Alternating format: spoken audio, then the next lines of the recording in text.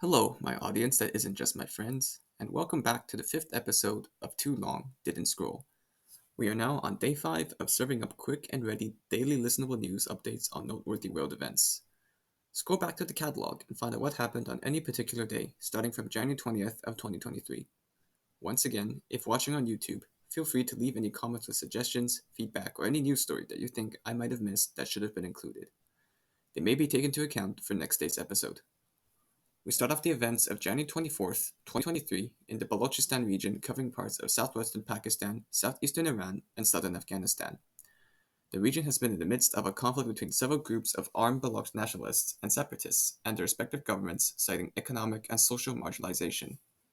Today, in the Iranian portion of the region, at around 2 a.m. local time, 2 patrolling police officers were attacked and killed in the Sistan-Baluchistan region. A third was also injured. A special team of detectives have been assembled to investigate the attack and track down those responsible. Though the perpetrators have been dismissed as a gang of quote-unquote miscreants, such an attack comes in the midst of repeated clashes with Sunni militants and ethnic Baluchis in the area, as well as continued nationwide instability in the wake of protests over the wrongful death of 22-year-old woman Masa Amini in police custody. As of present, the Balochistan insurgency, with its sporadic conflicts, has claimed the lives of over 10,000 civilians and displaced 140,000.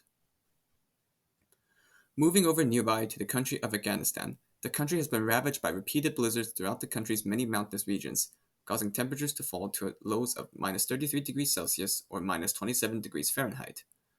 As of today, official reports have estimated the total casualty count from the blizzards to be approximately 124, many of them being shepherds and rural dwellers in addition to around 70,000 livestock. In one of the worst blizzards in Afghan history, aid has struggled to reach those affected in the isolated nation with its harsh geography.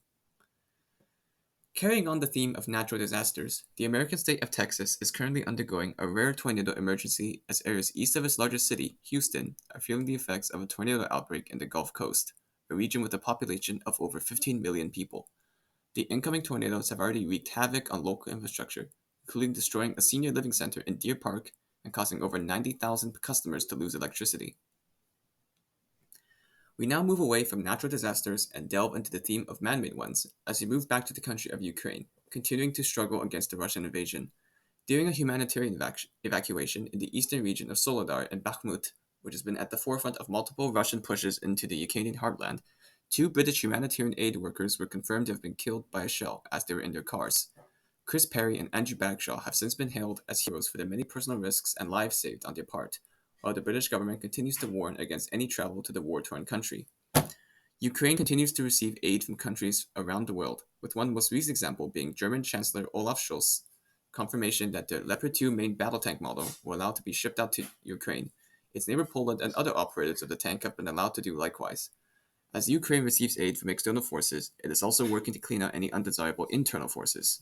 A sweeping anti-corruption campaign under the leadership of President Volodymyr Zelensky has led to the resignation of several prominent senior Ukrainian officials, most notably Deputy Head of the Office of the President of Ukraine, Kyrylo Tymoshenko, though he denies any wrongdoing in this regard. Speaking of Ukraine, the recent events that occurred during the Russian invasion of the country, the Bulletin of the Atomic Scientists, a science and security board that manages the so-called Doomsday Clock, has finally updated the clock in the wake of recent world events like the invasion. The Bulletin used this Doomsday Clock to bring humanity's attention to man-made threats that could very well spell potential doom for the future of our species.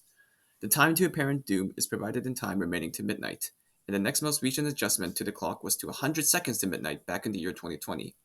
The clock stayed at 100 seconds to midnight for the next 2 years until today, when the Bulletin announced a new adjustment. The clock is now at 90 seconds to midnight, the closest it has ever been to the hand striking 12.